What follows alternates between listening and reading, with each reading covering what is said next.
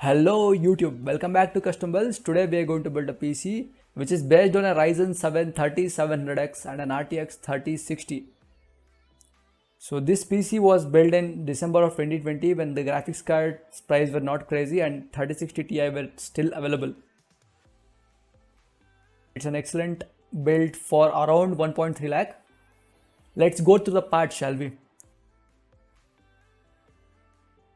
For the processor, we are using a Ryzen 7 3700X, which is an 8-core 16-thread monster of a gaming/editing chip which can do all the stuff. It's an all-rounder chip. It also comes with a Breath Prism RGB cooler, which is meant to cool an 105-watt chip. Technically, we can cool a 5950X using the Breath Prism cooler, and it does an excellent job in cooling our 3700X that you will see in the temperature report. When it comes to the motherboard, we are using MSI B450 tomahawk, which is one of the best motherboard when it comes to VRM and power delivery, which can even handle a 5950X at full load without throttling it. When it comes to the RAM, we are using XPG D30 3200 MHz Cl16 Ram in dual channel mode 8x2. When it comes to the graphics card, we are using RTX3060 Ti. Specifically Galax E2 model, which has a really good cooler slapped onto it, which is a dual slot cooler, and the fans also contains RGB. It has 4 display outs, 3 of which are DisplayPort 1.4 and 1 is HDMI 2.1, which can carry 8K 60 FPS.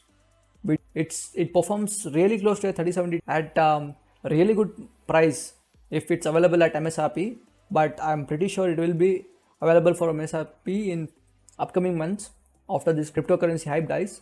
When it comes to the boot drive, we are using Crucial P1 M.2 NVMe SSD, which handles our OS and all the other softwares that we are going to install. For mass storage purpose, we are also using a 1TB Seagate Barracuda hard disk. When it comes to the power supply, we are using Antex NE650M, an 80 plus bronze certified 5-year warranty power supply, which is more than sufficient to power our 3700X and an RTX 3060 Ti. We can even upgrade the PC with a 3070 in the future because the power supply is completely capable of providing that power. We are using Anti-Sports SF120 3-fan ARGB kit, which is a really good budget kit that we can use in order to increase the visual appeal of the PC.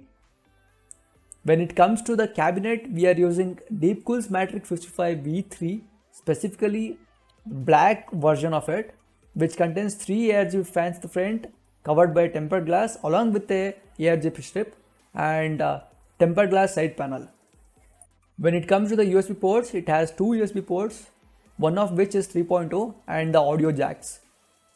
We can control the RGB by the included RGB button, or we can also connect the RGB header to the motherboard.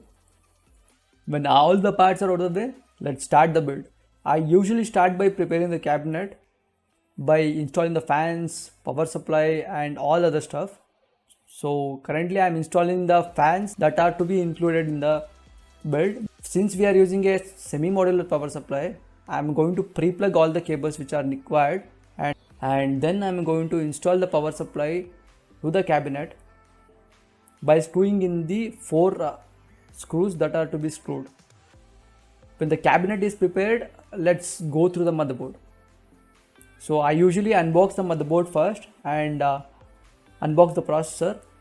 To insert the processor, we'll slowly lift the retention arm of the motherboard and insert the processor by observing the triangle notch and slowly dropping in the processor inside the socket and closing down the retention arm. After installing the processor, we need to put the cooler. In this case, it's Breath Prism.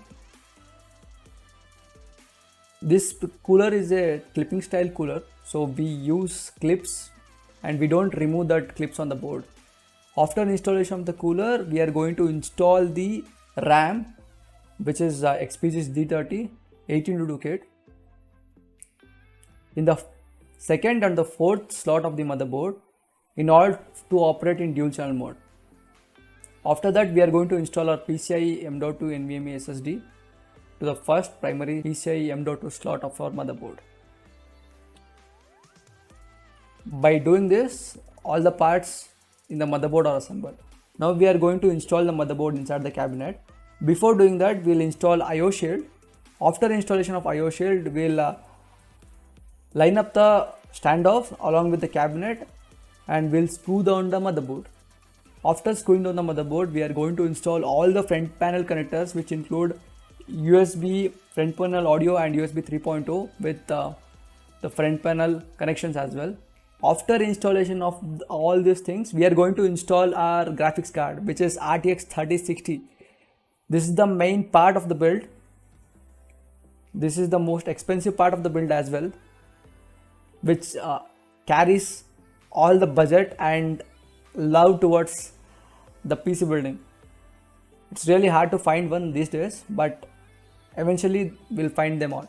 After installing the graphics card to the first primary PCI slot, we are going to install the 6-pin or an 8-pin power connector, which is required to power the GPU. And after that, we are going to close the cabinet after some tidy cable management.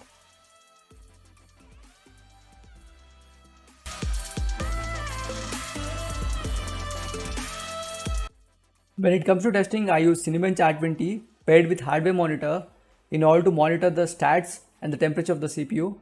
The temperature of the CPU was good and it ran really cool at just peaking 67 degrees Celsius in all core load and 79 degrees Celsius at short burst load. When it comes to the graphics card, we use Unigine Heaven benchmark set to ultra, and the graphics card, it peaked around 76 degrees Celsius. Idle it was 40 degrees Celsius. We also played a lot of games that are requested by the clients, and the client played the game and the experience was awesome. The PC never crashed and the game was super stable since we are using an 8-core Ryzen 7 3700X with a RTX 3060. That's it for today. Thanks for watching the video. Please consider subscribing. If you like the content, please press a thumbs up. You can also subscribe if you are into watching this content. You can also find us at www.custombuilds.online. That's it for today. See you guys once again on YouTube. Bye.